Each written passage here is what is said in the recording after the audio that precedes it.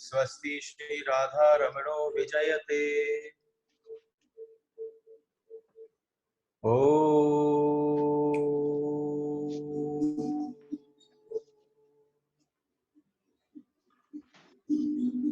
श्री गणेशाय नमः।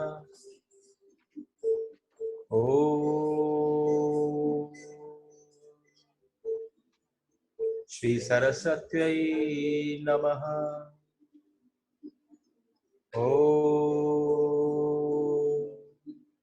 नमो भगवते वासुदेवाय।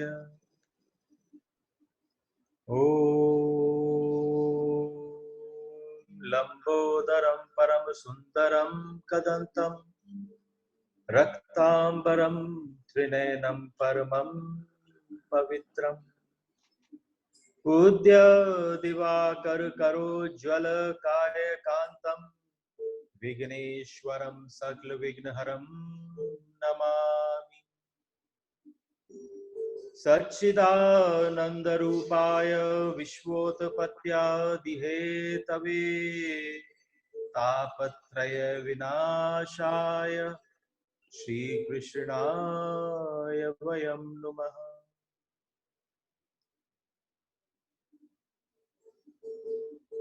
बर्हापीडं नटवर वपुः कर्णयो कर्णिकारं बिभ्रद्वास कनक कपिशं वैजयन्ती च मालाम् रन्ध्रान् वेणोरधर सुधया पूरयन् गोपवृन्दैः वृन्दारण्यं स्वपदरमणं प्राविशत गीतकीर्तिः। अहो बकीयं स्तनकालकूटं जिघांसयापाय यदप्यसाध्वी लेभे गतिं धात्र्युचितां ततो अन्यं कं वा दयालुं शरणं व्रजेम। नारायणं नमस्कृत्य नरं चैव नरोत्तमं देवीं सरस्वतीं व्यासं ततो जयमुदीरये। हरेर्नाम हरेर्नामैव केवलम् कलौ नास्त्यैव गतिरन्यथा।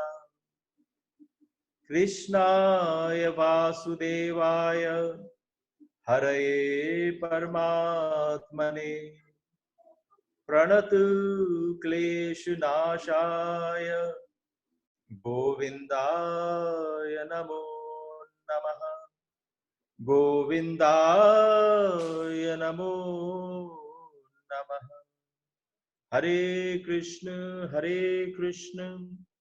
कृष्ण कृष्ण हरे हरे हरे राम राम राम हरे हरे। जय जय श्री राधे, जय जय श्री राधे, जय जय श्री राधे। आप सबको मेरा प्रणाम।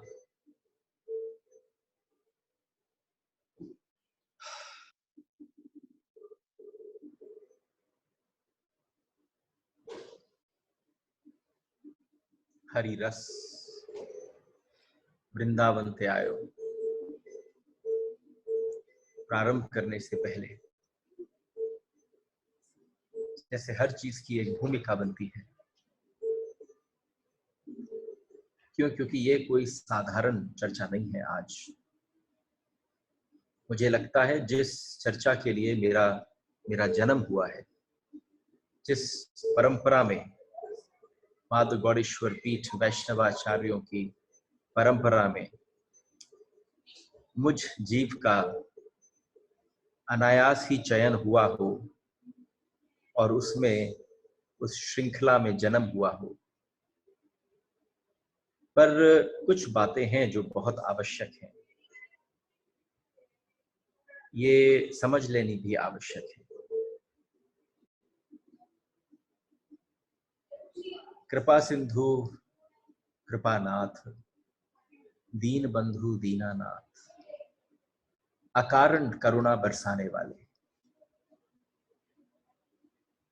जिनको वंदन और चंदन बहुत पसंद है, जिनको भक्त और भक्ति सींचित करती है, जो विश्वास से बस में आते हैं, उन साक्षात श्री राधारमण लाल को मैं नमन करता हूं। एक ऐसी, इसको यात्रा नहीं कह सकता, और आप सबसे एक छोटा सा विनय कर रहा हूं, एक मेरा निवेदन है, और उस निवेदन को आप सब अगर इसी क्षण स्वीकार करते हैं तो आप समझिए मधुराष्टकम की जो कथा है वो एक ऐसा अनुभव होगा जो जीवन में एक अद्भुत मिठास।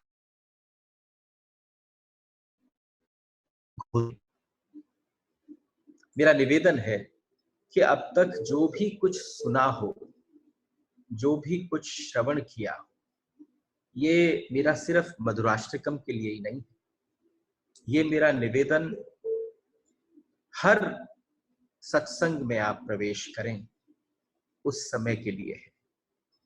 जब भी आप किसी सत्संग को श्रवण करने के लिए बैठें तो सारी पुरानी स्मृति को पोंछ दीजिए, धो दीजिए, इसको साफ कर दीजिए, कोरा कागज बन के आ जाइए। बड़ा आनंद आएगा जब कृष्ण स्वयं तुम्हारे इस कोरे हृदय के ऊपर अपना नाम इंगित करना प्रारंभ करेंगे, और जब स्वयं कृष्ण अपना नाम अंकित कर कर गोदेंगे, गाढ़ेंगे, उसको नाम को सिंचित करेंगे आपके हृदय में, तो आपको जो आनंद होगा उसकी आप कल्पना भी नहीं कर सकते। ये भी भूल जाइए कि आज से पहले आपने मुझसे क्या श्रवण किया है। जैसे जिस समय जिस शास्त्र को, जिस अष्टक को, जिस सूत्र को उठाओ, उसके साथ पूरी तरह से स्नान करें। आपके घर पर कोई आता है तो आप उसे पेय पिलाते हो ना, आप उसको कुछ मीठा पेय पिलाते हो, कोई शिकंजी पिलाता है, कोई मिल्क शेक पिलाता है, जूस पिलाता है। आज आप सब मेरे सम्मुख हुए हो, मैं आपको ऐसा दिव्य पेय पिलाने जा रहा हूं, उसके बाद किसी और पेय की आनंद की अनुभूति भी जो होगी वो सब कुछ जाएगी। प्रेम से सना हुआ है और हरि रस वृंदावन तय आया, ये प्रसाद है। ये मैं वसीहत में लिखा के लाया। जिस परंपरा की बात कर रहा हूं, ये मधुराष्टकम श्रीमद् भागवतम एक ऐसा प्रसाद है जो मेरी परंपरा को प्राप्त हुआ है, जो भक्ति, कृष्ण की सेवा, राधारमण लाल की सेवा। अभी तक तो बहुत कुछ हो सकता है जो मैंने बाहर से संग्रहित किया, लेकिन जो आज आपके साथ, तो देखो ना, अभी तक यात्राएं कैसी चलती रही कि तुम अपनी बुद्धि का विकास करते रहे, तुम अपनी बुद्धि को मर्दन करने के लिए, मंथन करने के लिए श्रवण करते रहे। इस पल, इस क्षण, आज से, अभी से थोड़ा सरक लो नीचे, थोड़ा सा नीचे उतर लो। और जब आप अपनी बुद्धि से नीचे उतरोगे तो उन स्नायु को, उन छोटी छोटी नसों को, उन सब से देखना। जब आप नीचे उतरना प्रारंभ करो तो नीचे उतरने की जो परंपरा है वो आज्ञा चक्र के पास में, दोनों चक्षुओं के पास से होते आप जब नीचे सरकोगे तो स्वयं आप अपने हृदय पर जाकर विराजमान हो जाओगे। ये जो हृदय का विराजमान होना है, ये एक विलक्षण आनंद है, क्योंकि आपकी सारी कथा अब से जो प्रारंभ होगी वो उस चक्र के लिए है जो हृदय चक्र है। सिर्फ हृदय चक्र पर क्या घट सकता है, उसका कैसे संचार किया जा सकता है, उसको कैसे जागृत किया जा सकता है।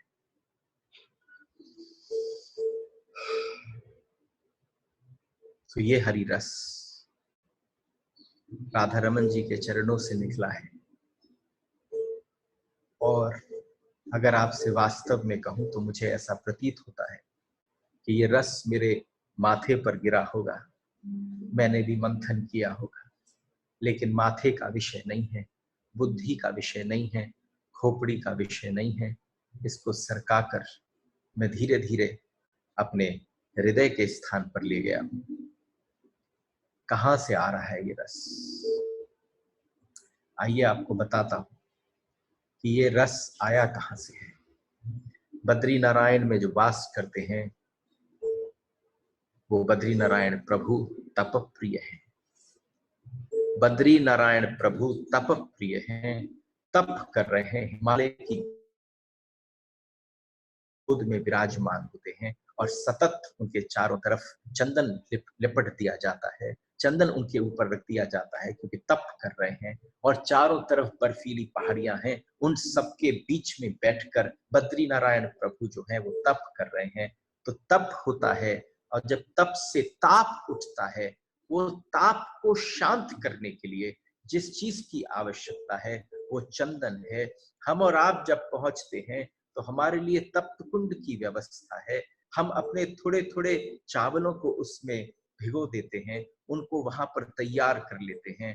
लेकिन बद्री नारायण प्रभु जो हैं वो तप प्रिय हैं। थोड़ा सा नीचे उतरो और आप पहुंच जाओ द्वारकानाथ।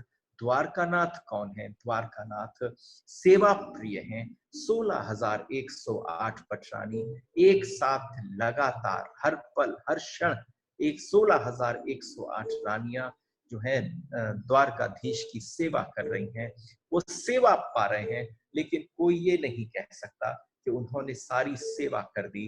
वहीं पास में श्रीनाथ जी हैं।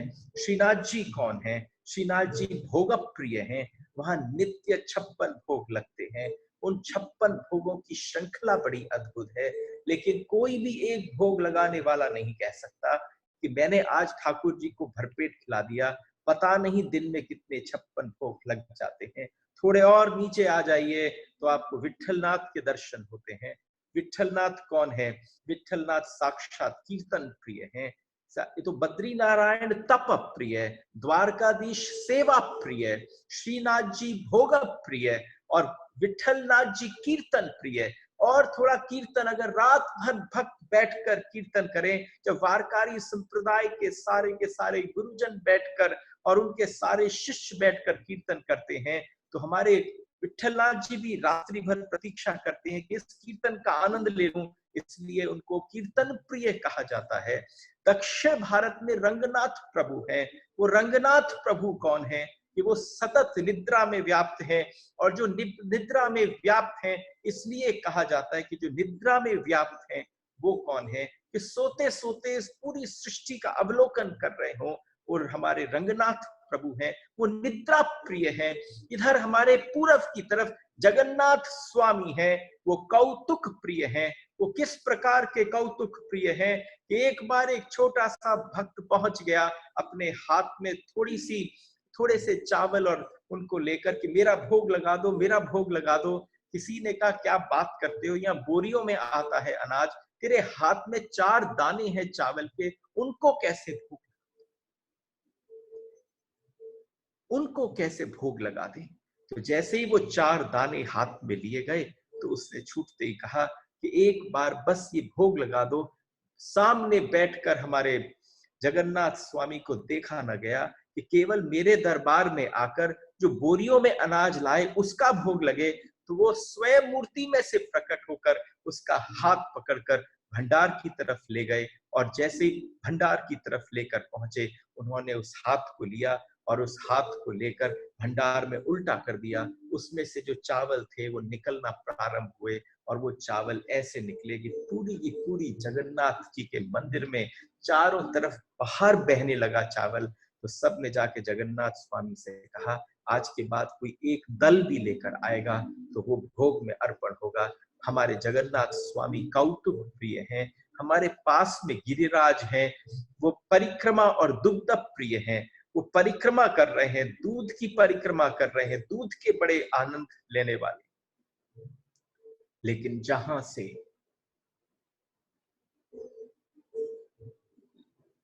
ये मधुराष्टकम की कथा बहने वाली है, वो मेरे राधा रमन लाल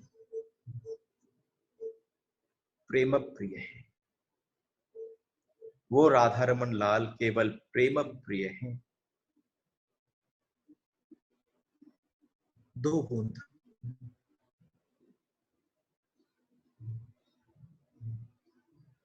2 बूंद अश्रु टपकाइए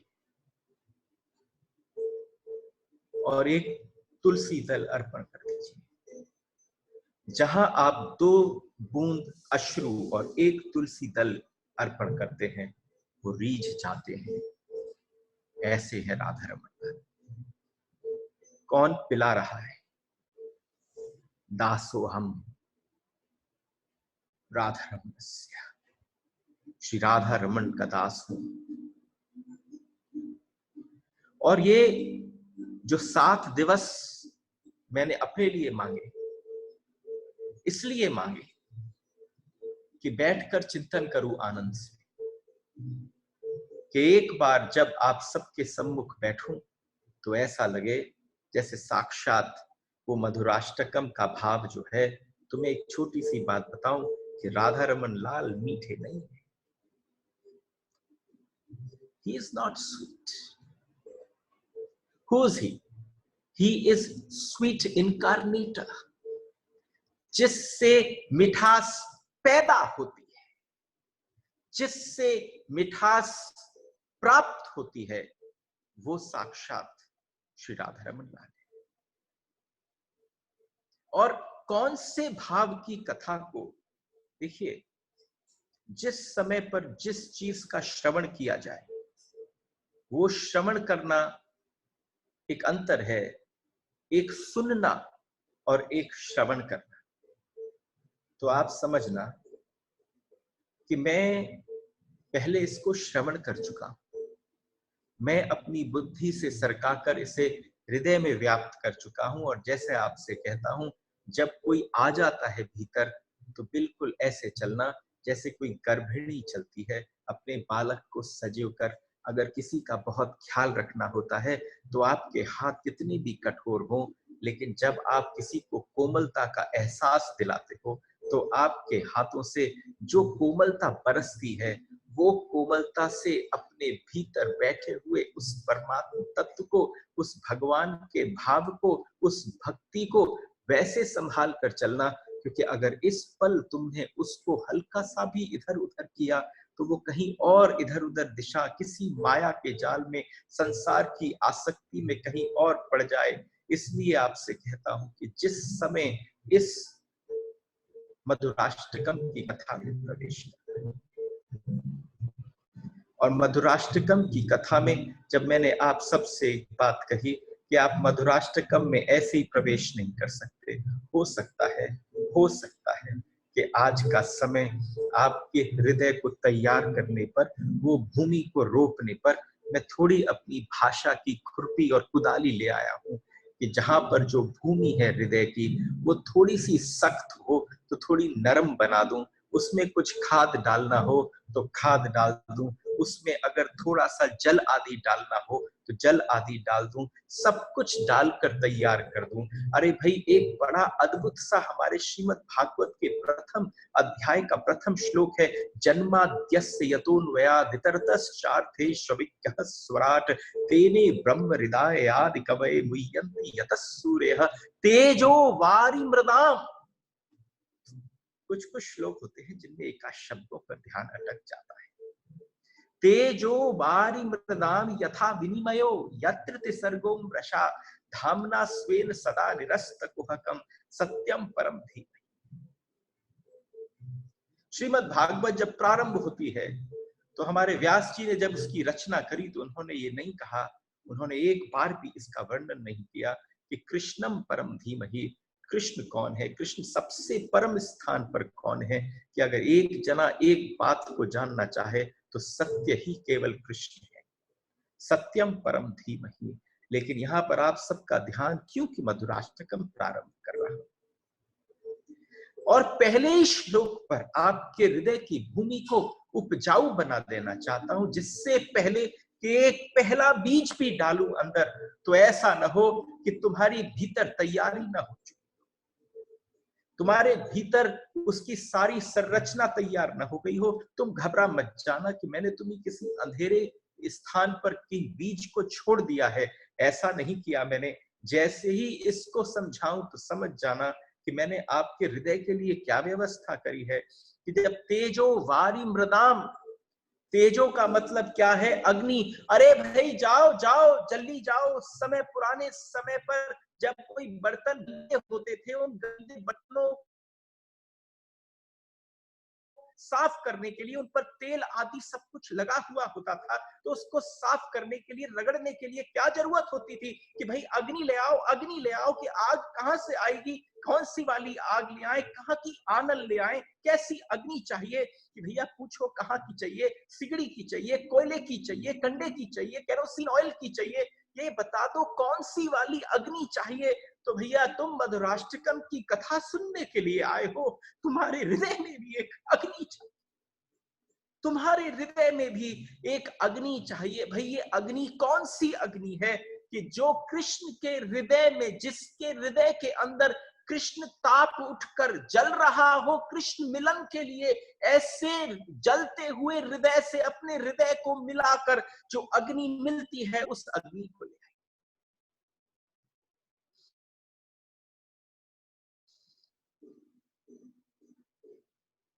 उस अग्नि को ले आइए, उस अग्नि से, उस भक्त से, उस संत से मिलकर आइए जिसके हृदय में भगवान कृष्ण से मिलन की आग की ज्वाला लपट खा रही हो। उससे जाकर अपने हृदय को रगड़ के आ जाओ। जब तुम उसके जलते हुए हृदय को अपने साथ लेकर आओगे तो तुम्हारा हृदय भी बिल्कुल उसकी भांति जल उठेगा। जैसे ही जलना प्रारंभ होगा, वो अग्नि प्रज्वलित होगी तो तुम समझ जाना कि अग्नि आ गई।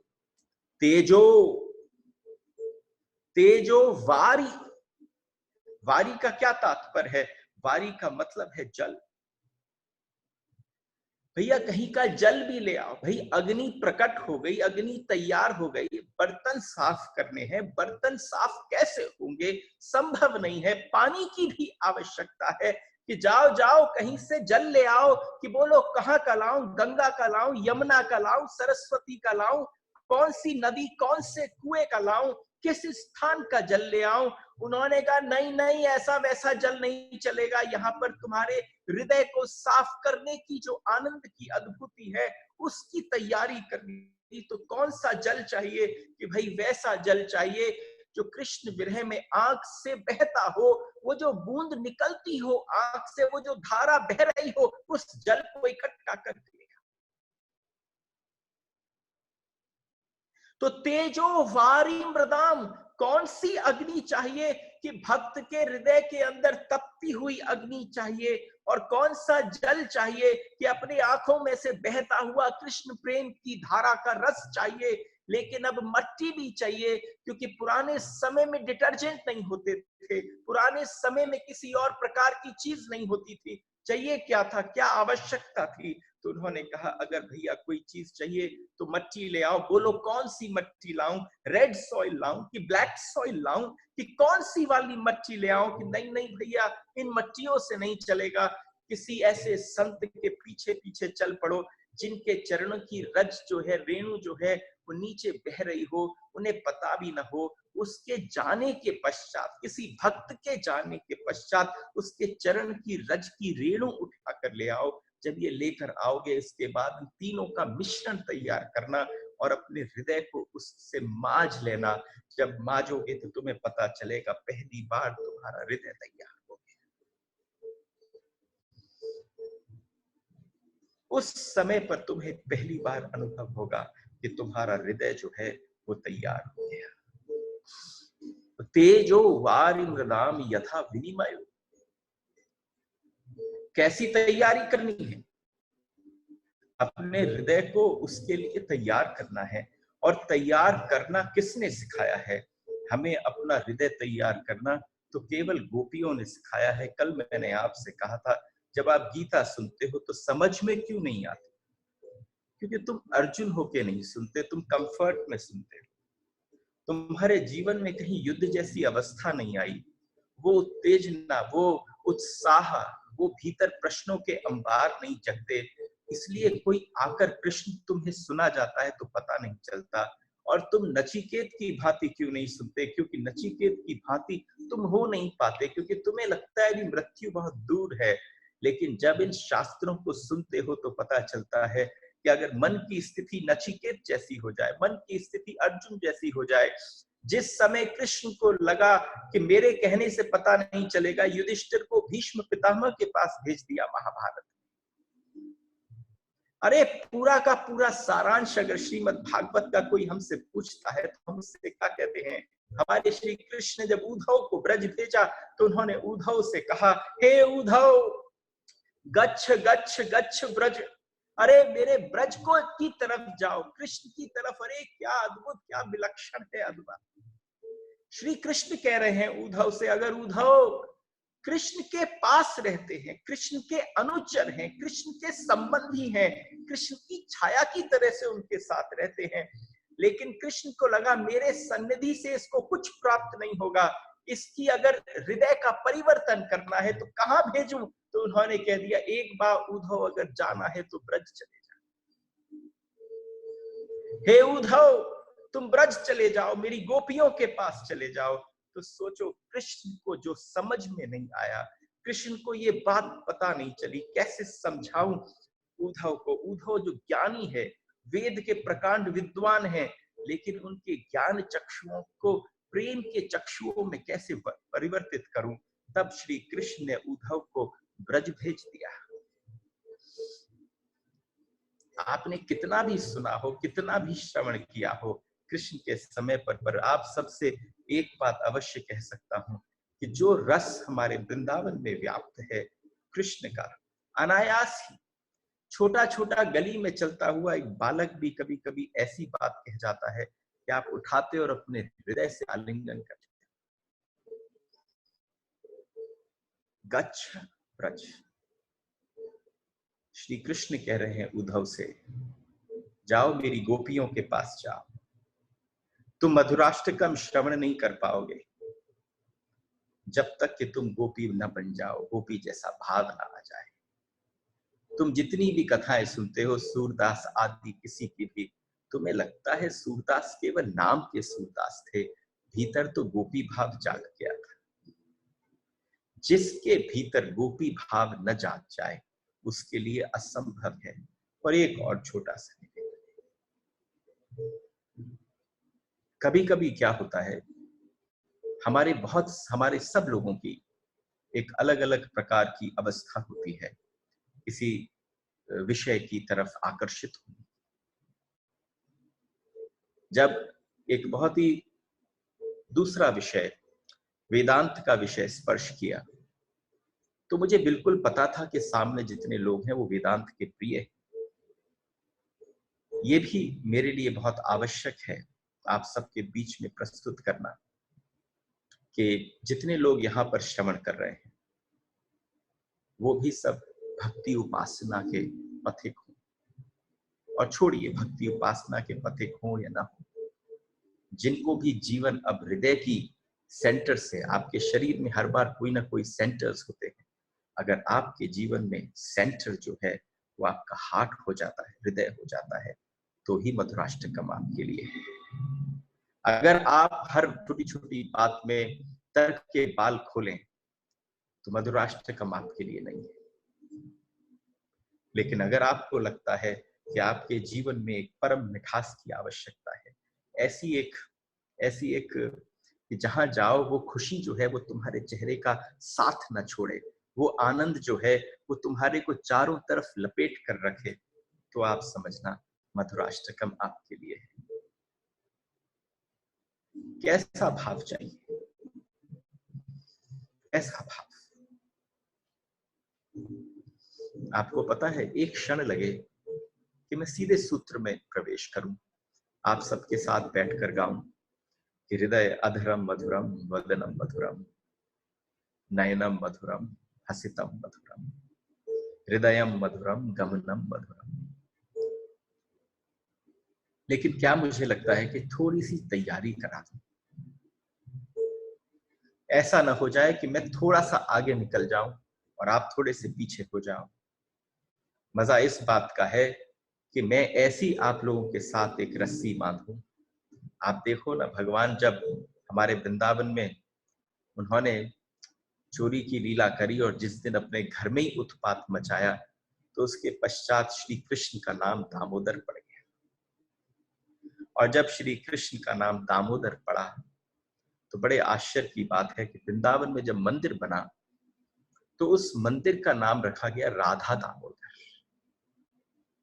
उस मंदिर का नाम रखा गया राधा दामोदर, उनका नाम यशोदा दामोदर नहीं रखा गया। तो बांधा किसने था? यशोदा ने बांधा था। लेकिन यशोदा मैया ने जब अपनी रस्सी से कृष्ण को बांधना चाहा तो उनकी हमेशा रस्सी जो है वो 2 अंगुल कम पड़ गई। ये आप सब ने सुना होगा। एक अहमता और एक ममता की 2 अंगुल हैं जो वो रस्सी छोटी पड़ गई। जब जब बांधने की चेष्टा करी, जब जब उन्होंने कृष्ण को बांधा तो रस्सी छोटी पड़ गई। अंत में पौर्णमासी जो है, शांडिल्य ऋषि की पत्नी गई और दौड़कर जाकर श्री राधा रानी के पास से उनकी रस्सी ले आई। और जब उनकी रस्सी को लेकर, राधा रानी की रस्सी को लेकर उन्होंने यशोदा के हाथ में दिया तो कृष्ण एक पल में बंध गए। तो बांधने की शक्ति, बांधने का सामर्थ्य किसको है? यश किसको दिया? यशोदा को यश प्राप्त हुआ। लेकिन बंधे किसकी रस्सी से? कि राधा रानी की रस्सी से बंधे। और जब राधा रानी की रस्सी से बंधे तो आप समझो ना, एक बड़ा अद्भुत है। ब्रह्म है, रुद्र है, शुक्र है, शुक है, नारद है, भीष्म है, ये सब अपने अपने स्थान पर अग्रणी है। देवों में ब्रह्म अग्रणी है, वैष्णवों में रुद्र अग्रणी है, मुनियों में शुक अग्रणी है, ऋषियों में नारद और मानवों में, मनुष्यों में भीष्म अग्रणी है।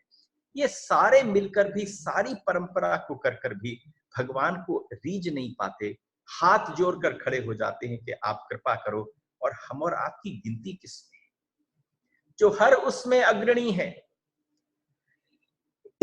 जो हर उसमें अग्रणी है, जो पुरुष अभी उनके द्वारा अलिखित नहीं हुआ, आप चाहते हैं कि वो आपके वश में आ जाए। मधुराष्टकम का समझ में आने का मतलब ही है, आप समझना कि वेदांतों का, ऋग्वेद का, यजुर्वेद का, सामवेद का जो सारा सार है, अगर उसको निचोड़ कर सब कुछ तैयार कर दिया जाए और उसमें से बूंद गिरे तो कहीं जाकर अधरम मधुरम प्रकट होगा, कहीं जाकर अधरम मधुरम प्रकट होगा। तो आपसे ये क्यों कहना चाहता हूं कि जब राधा कृष्ण आपस में, केवल राधा वो शक्ति है, वो आह्लादनी शक्ति है जो साक्षात उस पल, उस क्षण कृष्ण को बांधने का सामर्थ्य रखती है। वो और किसी में सामर्थ्य नहीं है। क्यों? क्योंकि जिस समय दोनों युगल स्वरूप में हो तो आप समझना भगवान की 7.5 छिद्र की जो वंशी है उसके 3.5 छिद्र राधा रानी की तरफ, 3.5 छिद्र कृष्ण की तरफ। जो उनके कुंडल हैं, एक कुंडल कृष्ण का, एक कुंडल हमारी राधा रानी का। उनके जो मुखारविंद हैं, आधा टीका कृष्ण का, आधी बिंदी जो है वो राधा रानी की। दोनों इतने सम्मिलित होकर दोनों एक हो जाएं। जिस समय पर आप दो मिश्री के डेलों को लेते हैं और उनको रगड़ना प्रारंभ करते हैं तो उससे जो चूरा निकलना प्रारंभ होता है, वो चूरा जो हल्की हल्की रज बनकर निकल रहा है, वो दो मिश्री के डेले कौन से हैं? वो दोनों मिश्री के डेले साक्षात राधा कृष्ण हैं। जब ये दोनों सामीप्य आते हैं, एक हाथ राधा रानी का, एक हाथ कृष्ण का, दोनों के कटी प्रदेश आपस में टकराते हैं, दोनों के चरण एक दूसरे से मिलते हैं, तो एक चरण कृष्ण का रह जाता है, एक चरण राधा रानी का रह जाता है। और जब दोनों मिलकर आकर उनकी रगड़ से जो रज पैदा होता है, जो ब्रह्म का आनंद पैदा होता है, जो चूर्ण की भांति उसमें से प्रकट होता है, हम उसे ब्रज की रज कहते हैं। वो ब्रज की रज है। तो आप समझो कि आप जिस समय इस मधुराष्टकम में प्रवेश करते हो, मन की और हृदय की स्थिति कैसी होनी चाहिए। अगर बैठी हुई जितने भी सामने हैं, अगर वो गोपी भाव से खुद गोपी बनकर न पी रही हो इस पीयूष को, इस रस को, तो आप समझो किस बात का इस पल केवल अपने भाव को, अपने आप को, अपने नाम को, अपनी सामर्थ्य को, अपने जितना भी कुछ है उसको छोड़ दो। एक बड़ी प्यारी सी कथा है, देखो कहानी एक भी नहीं सुनाऊंगा, कथा सुनाऊंगा, और उन कथाओं के माध्यम से आपको ले चलूंगा मधुराष्टकम के द्वार पर। आप सबसे अनुमति लूंगा, आपसे पूछूंगा कि आप तैयार हो प्रवेश करने के लिए मधुराष्टकम में। मैंने आपसे कई बार स्पर्श किया है। एक बार सूरदास जी कहीं जा रहे थे लालटेन लेकर, और लोगों ने उनसे कहा कि भाई तुम तो अंधे हो, तुम्हें तो दिखता नहीं है, लालटेन किसके लिए ले जा रहे हो? तो सूरदास जी ने कहा कि भैया क्या बोलूं, आजकल आंख वाले ज्यादा टकरा रहे हैं। जब बोले कि आंख वाले ज्यादा टकरा रहे हैं, तो पता नहीं शायद सूरदास जी के मन में कोई अहम भाव जाग गया। 10-20 कदम भी आगे नहीं बढ़े थे कि 10-20 कदम आगे बढ़ते ही एक बहुत बड़ा सा गड्ढा था जो उनको पता नहीं चला और वो उसमें गिर पड़े। ये तुम्हारे भूमि, तुम्हारे हृदय रूपी भूमि को तैयार करने को कह रहा हूं। और जैसे ही वो उसमें गिर पड़े तो सबसे पहले तो लालटेन बढ़ गई, लाठी भी हाथ से इधर उधर हो गई, और जाकर जैसे तैसे उन्होंने लालटेन की परवाह नहीं करी, लाठी की परवाह करी, लाठी हाथ में पकड़ी और नापने की चेष्टा करी कि कितना गहरा खड्डा है। और जब गड्ढे के अंदर घुस गए तो उन्होंने फिर उसके बाद आवाज लगाई, अरे ओ भैया, कोई हो तो वो बाहर निकाल ले, कोई हो तो मुझे बाहर निकाल दो। 2-4 बार आवाज गई, लेकिन कहीं से कोई आवाज वापस नहीं आई। और जब कहीं से कोई आवाज वापस नहीं आई तो मेरे सूरदास जी उसी गड्ढे में बैठे रहे। और जब उस गड्ढे में बैठे रहे, मैं आपसे बार बार पुनः निवेदन करता रहा हूं कि कुछ कथाओं को कान से नहीं, कान से भले ही आप श्रवण कर रहे हो, अपने नयन से सुनने की चेष्टा करना। आपको स्पष्ट दिख जाए कि सूरदास चले, गड्ढे में गिरे, उनकी लालटेन बढ़ गई, लाठी ढूंढी, नापा, आवाज लगाई, अरे भैया, तुम्हारा अगर पालो न पड़ो काऊ ब्रजवासी से, तो तुम्हें पता चल जाएगा कि ब्रजवासी आवाज कैसे देते हैं, टेर कैसे लगाते हैं। और जैसे ही टेर लगाई तो वहां कोई नहीं था, लेकिन यहाँ इसी कोई निकुंज में बैठे हुए, उस निकुंज में बैठे हुए श्री कृष्ण अपनी राधा रानी के साथ कोई लीला रच रहे हैं, एक वन के एक वृक्ष के नीचे। और उस वृक्ष के नीचे बैठकर जब जब सूरदास जी आवाज आती, अरे भैया कोई मोए निकाल लो, तो हमारी राधा रानी कृष्ण की तरफ तिरछी निगाह से देखती, शायद ये कुछ करे, और श्री कृष्ण ऐसे करते जैसे वो सुन ही नहीं रहे हैं। तो तीसरी चौथी आवाज के बाद राधा रानी मुड़ी और भगवान कृष्ण से कहा, आपको सुनाई नहीं दे रहा? आपको आपके सूरदास की आवाज कानों में नहीं पड़ रही? तो भगवान श्री कृष्ण ने कहा, धन्य है सूरदास। मैं सोचता था भक्तों की आवाज सिर्फ मुझे श्रवण करती है, मुझे क्या पता था आज मेरे सूरदास की आवाज राधा रानी के भी कानों तक पहुंचती है। कि चलिए ना, वो गड्ढे में गिर गए हैं, आइए उन्हें निकाल देते हैं।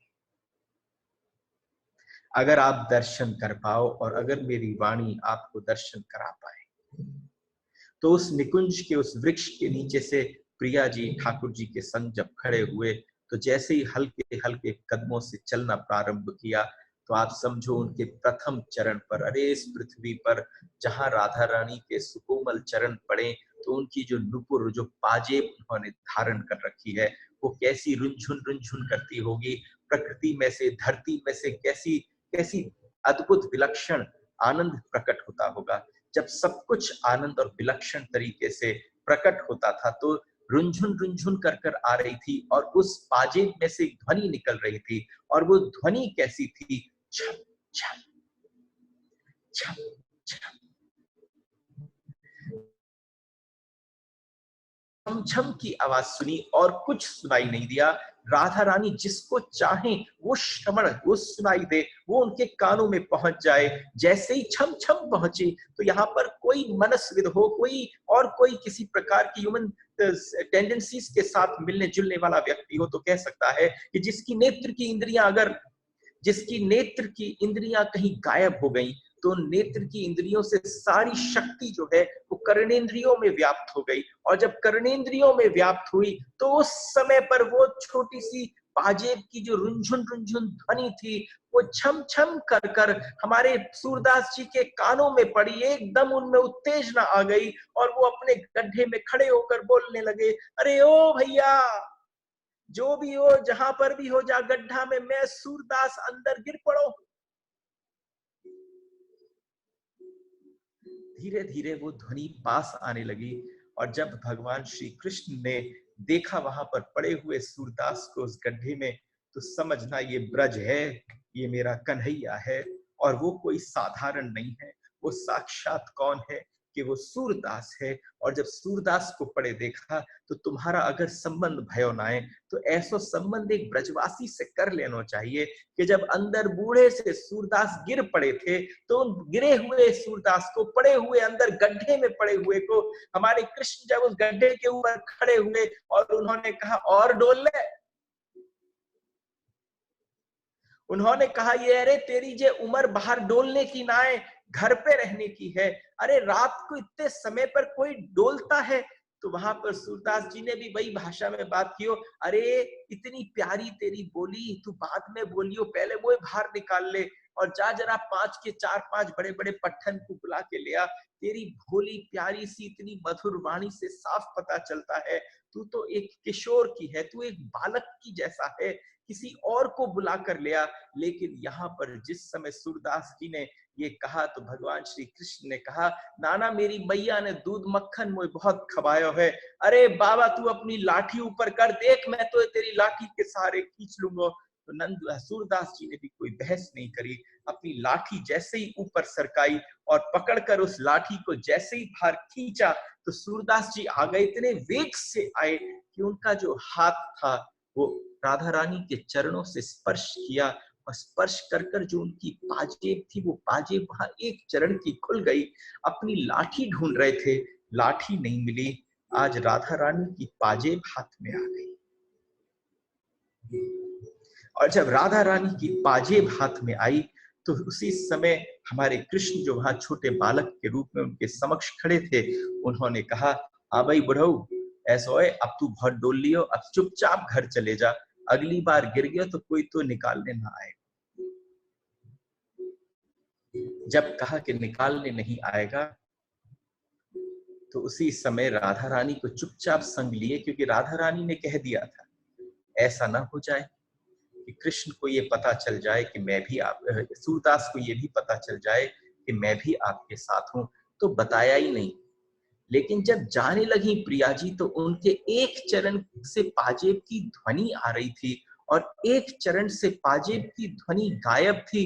जब वो छम करती तो एकदम वो स्मरण पास आती। एकदम राधा रानी ने श्री कृष्ण से कहा, अरे गोविंद देखो ना, मेरे चरण की जो पाजेब है वो एक सूरदास के हाथ में रह गई है, जाकर आप मेरी वो वाली पाजेब उनसे ले आओ। श्री कृष्ण सूरदास के पास पहुंचे और जैसे ही जाकर बोले तो उन्होंने कहा, मेरी एक चीज यहाँ गिर गई थी, वो आपने उठा ली है, आप जरा मुझे लौटा दो। जब राधा रानी चलती तो एक चरण में से तो उनके चरणों में नूपुर पाजेब की ध्वनि सुनाई देती और दूसरे हाथ के ऊपर वो जो खुद अपने हाथों में सूरदास जी ने ले रखी थी उसको ऊपर उछाल देते। जैसे ही ऊपर उछालते और नीचे हाथ में लेते तो छम कर आवाज बोलती और उसी समय श्री कृष्ण से सूरदास बोल पड़े कि अंधा जरूर हूं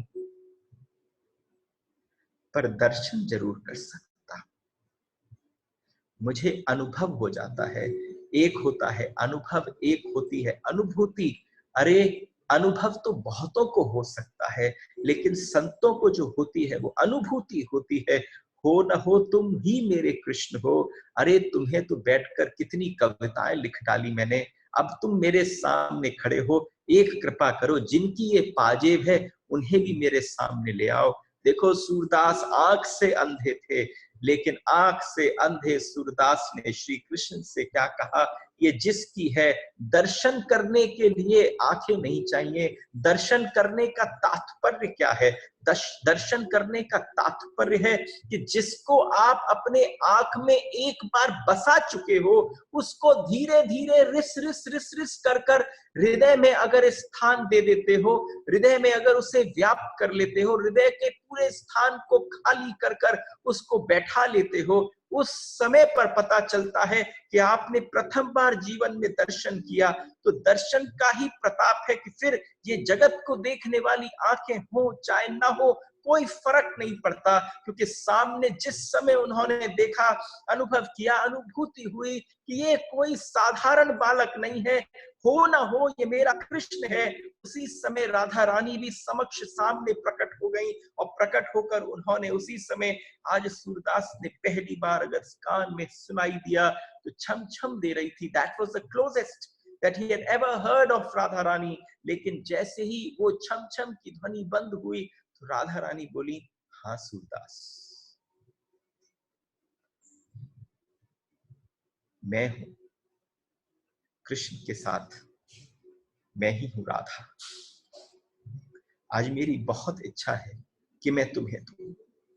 एक छोटा सा प्रवेश है इस लीला में कि जिस समय सूरदास जी की हाथ की उंगलियां जो हैं वो राधा रानी के चरणों से स्पर्श हुई, तो उस समय उनको ये अनुभव हुआ कि कोमलता, एक कवि जो है वो हजार तरीके से कोमल शब्द की वर्णन व्याख्या कर सकता है, लेकिन जब पहली बार सूरदास जी का हाथ श्री राधा रानी के चरणारविंद पर पड़ा और उनकी पाजेब वहां से खुली, तो उस समय स्पर्श पर उनको अनुभव हुआ कि जीवन पर्यंत कितने भी जन्म सूर ले लेगा, लेकिन सूर उन चरणों के स्पर्श के कोमलता के अनुभव को कभी किसी कविता में बयान नहीं कर पाएगा। असंभव है उस कोमलता को बयान करना जो राधा रानी के चरणारविंद के स्पर्श से था, और उस स्पर्श से हर नारी को पता चल जाता है कि इस व्यक्ति पर विश्वास करने योग्य है कि नहीं, वो तो साक्षात राधा रानी है। उनको पता चला कि इनके स्पर्श क्या संभव हो सकता है। वो स्पर्श कर कर राधा रानी ने कह दिया, आज मेरी कुछ देने की इच्छा होती है, मैं चाहती हूं कि तुम मांग लो मुझसे। तो आज उन्होंने कहा, मेरी कुछ भी इच्छा नहीं। भगवान कृष्ण आगे आए, दोनों कंधों से सूर को पकड़ा, सूर नीचे बैठे थे धरती पर, उनके कंधों को पकड़कर कहा, हे सूर, बड़ी मुश्किल से राधा रानी कुछ देती, मांग लो ना। तो उन्होंने कहा, ठीक है, तो एक नहीं दो चीज मांगूंगा, वचन दें श्री राधे कि जो मांगूंगा वो मुझे प्राप्त होगा। तो जैसे ही कहा कि वचन दिया, मैं तुम्हें वही अर्पित करूंगी जो तुम चाहते हो। और जैसे ही वचनबद्ध हो गई तो उन्होंने कहा, जन्म से सूर हूं, जन्म से अंधा हूं, युगल स्वरूप के एक बार दर्शन हो जाएं, ऐसी दिव्यम ददामिते चक्षु प्रदान हुए कि दोनों युगल सरकार का साक्षात खड़े सामने राधा कृष्ण का दर्शन कर पाए सूरदास। और जब दर्शन कर पाए, उस दर्शन को देखकर आनंदित हुए। पलक एक बार झपकी भी नहीं, लेकिन जैसे ही वो पलक अपने आप ब्रह्मा ने जैसी बनाई है, वो पलक जैसे ही नीचे की तरफ हुई, उसके बाद उन्होंने बंद आंखों से दूसरा अपना वरदान मांगा कि जो अभी दिव्य दिव्य दृष्टि आपने मुझे प्रदान करी, हे राधा रानी, जैसे आपने वचन दिया कि आप मुझे 2 चीज दोगे। एक मैंने दिव्य दृष्टि मांगी, और अब आपसे कहता हूं जो दिव्य दृष्टि दे दी वो अब आप वापस ले। जो आपने दिव्य दृष्टि दे दी उसको वापस ले लो, क्योंकि अब अगर जगत की सबसे सुंदरतम चीज तो मैंने देख ली, तो साक्षात युगल स्वरूप के दर्शन कर लिए, अब इन आंखों से देखने को कुछ बाकी नहीं रहा। राधा रानी और भगवान श्री कृष्ण के भी आंखों से अश्रुधारा बह गई, और भगवान एकदम घुटने के पास बैठकर स्वयं घुटने के बद्ध होकर दोनों आंखों से घिरती हुई उस भक्त के आंखों से बहती हुई संपत्ति को इकट्ठा कर लिया। चारों तरफ जो अष्ट सखियां थी, अष्ट गोपियां थी, वो सारी की सारी चारों तरफ इस प्रकृति में व्याप्त थी। उस बहते हुए आनंद के रस को निकलते हुए वो सब दर्शन कर रही थी। तो आज कहा जा सकता है कि सूरदास के मन में जो भाव प्रकट हुआ, वो भाव कौन सा था? तुम्हारे जीवन में जो भाव है वो केवल भक्ति का, वो प्रेम का ही भाव हो सकता है। जब किसी के हृदय में भरा पड़ा हो आनंद, अरे जब तक तुम भरे हुए नहीं होगे तब तक तुम टपकोगे कैसे? एक प्रकृति का भी नियम है, जब कोई पूरा फल पक जाता है तो डाली अपने आप छोड़ देता है। तो पकने की अवस्था चाहिए, कोई व्यवस्था चाहिए कि सामने वाला व्यक्ति ले और हम सारे के सारे पक जाएं, और जैसे ही हम पक कर तैयार हो तो आप समझो अवस्था कैसी हो जाए, ऐसी हो जाए कि सामने राधा कृष्ण खड़े हों और कृष्ण हमारे आंखों से गिरती हुई उस संपत्ति को अपने दोनों हाथों में बटोर रहे हों, और धन्य कहकर दोनों राधा कृष्ण सूरदास के सामने बैठे हों। और सूरदास ने जो रूप ज्योति का पान कर लिया, इस रूप ज्योति का पान ही आपको कराने आया। इसका जो सारांश है, इसका जो रस है, ये मत समझ लेना कि भागवत की कथा कह रहा। उसमें तो 24 अवतारों की कथा आती है, उसमें तो और भी बहुत सारी चीजें आती है। लेकिन मधुराष्टकम में क्या है? मधुराष्टकम में तो जैसा गोपी ने देखा, इसलिए आपसे कहा, इसलिए आज मैं पूरा 1 घंटा निकाल दिया कि किसी भी तरीके से एक कोशिश कर कि मैं अगर आपके हृदय की भूमि को गोपी की भूमि जैसा बना सकता। 1 दिन में नहीं हो पाएगा, लेकिन अगर आपने तैयारी करी और आपने अपने हृदय को खोल दिया इस समय, और मुझे खुरपी और कुदाली और खाद और पानी और सुर की ऊष्मा सब कुछ उसमें डालने दी, तो मैं आपको वचन देता हूं कि जिस दिन यहां से हम लोग उठेंगे, उस दिन मधुराष्टकम आपके हृदय पे व्याप्त होगा। एक और आपसे निवेदन है, ऐसा गलती से भी न हो जाए, जब कृष्ण की कथा होती है तो कृष्ण की कथा करने वाले के प्रति आकर्षित नहीं होता। सारा आकर्षण कृष्ण की कथा पर होना चाहिए। कौन कह रहा है हट जाना चाहिए, सिर्फ शब्द श्रवण होने चाहिए। तो गोपी के भाव से सुने, गोपी कौन है? गोपी वो है जो प्रत्येक इंद्री से कृष्ण को पीती है, यानी आपकी 5 ज्ञानेंद्रिय, 5 कर्मेंद्रिय और 1 मन। कृष्ण कितने वर्ष तक वृंदावन में वास करते हैं? कृष्ण 11 वर्ष तक वृंदावन में वास करते हैं, और 11 वर्षों के वास में एक एक इंद्रिय एक एक वर्ष के बराबर है। तो गोपी कौन है? जिसने कृष्ण को अपनी इंद्रियों में छुपाकर कंस से दूर रखा, वो इंद्रिय गोपी है, वो गोपियां हैं।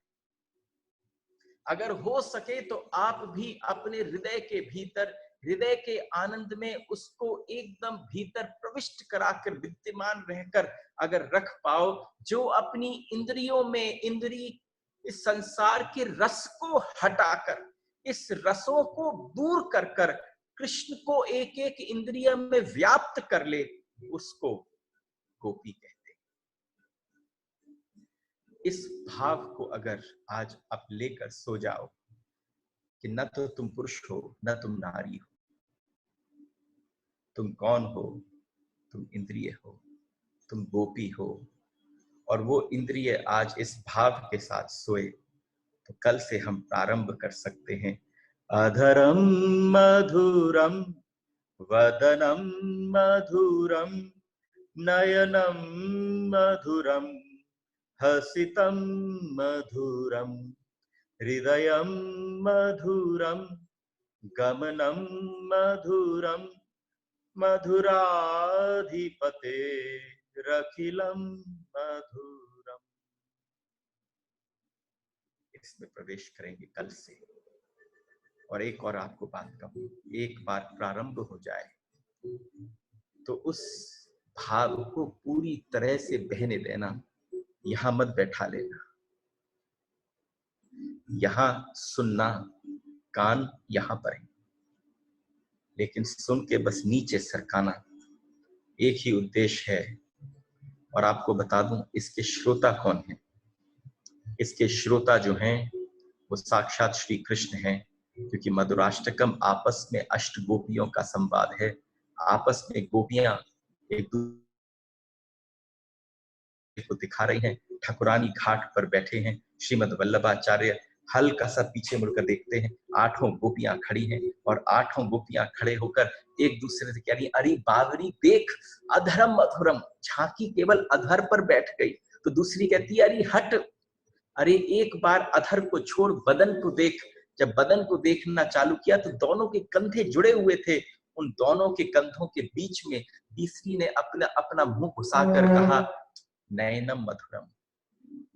जब ये चारों तरफ से व्याप्त होना प्रारंभ हुआ, तब हम प्रवेश कर सकते हैं मधुराष्टकम में।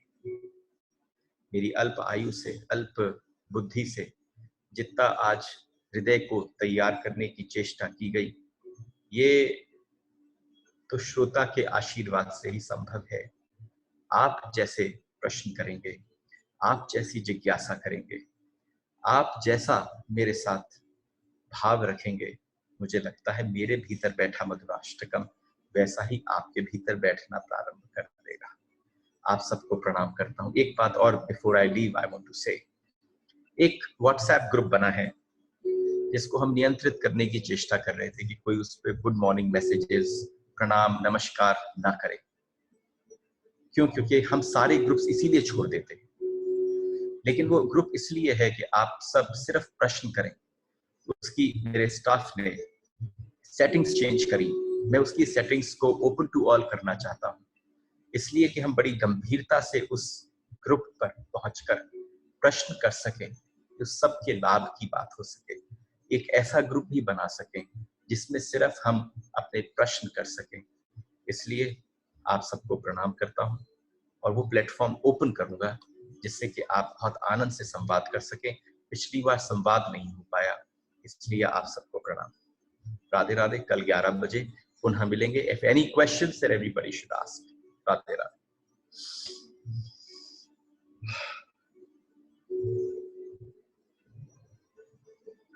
If anyone has any questions, please raise your hand. No. They can ask, I think, later. Today was the first day. Okay. ठीक है निकेश जी। राधे राधे। Okay जी, राम राम। राधे राधे।